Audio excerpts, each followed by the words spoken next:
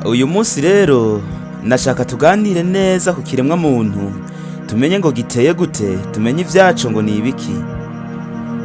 Burya ndakubwire neza my friends, nkubwire neza nimba waruzi ikinyabuzima kigoye kubana hano kw'isi n'abantu mwabantu mwe.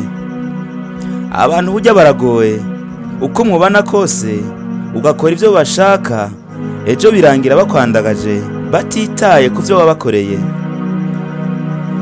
Abantu burya baragoye my friends.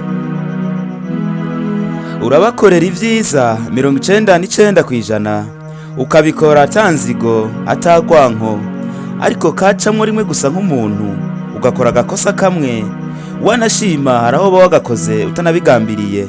Nyuma y'ivyo baraza bakakwita umuhemu ubu bihe vyose mwabantu mwe.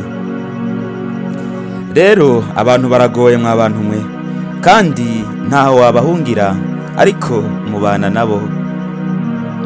Abantu burya baragoye cyane, koko ivyo wakora vyose ejo birangira bakubwiye ko atacu wigeze ubamarira. Abo nibo bantu tubana nabo.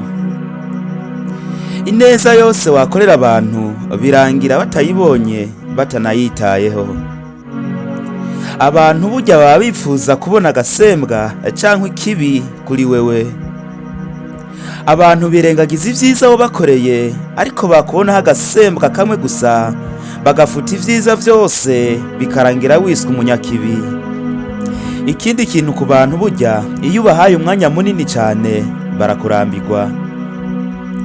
Ikindi kandi abantu bahaye amatwi ukayabaha cyane barakuyovya. Hama ikindi naco nubima amatwi naho ukihorera, bazokwitwa semigaro nyirubwishime.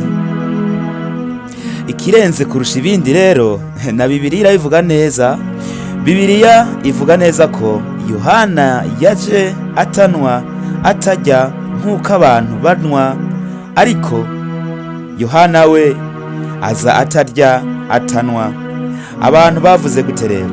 Abantu bati nguyo urimwo dayimoni karabaye, uwo si umuntu. Yesu nawe aza akora ibinyuranye, azanwa kandi arya nk'uko abantu barya, ariko abantu bavuze iki nk'abantu? Bavuze ngo nguyu umukunzi w'inda n'umunyamunoho wa vino karabaye, inshuti y'abatoza kori n'abanyabyaha. Ivyo bisanga muri Matayo 19. Rero umuntu n'umuntu twige kubana neza n'abantu my friends. Inyambari rya mbere ushitse hano kwino channel, ndagusaba gufyonda subscribe, usharing ino video, ulikinge, ndetse usige n'ubutumwa muri comment kugira ngo tuzorushirize kubana no mu biganiro bitambuka. Wakoze kubana nanje, Imana ikurinde.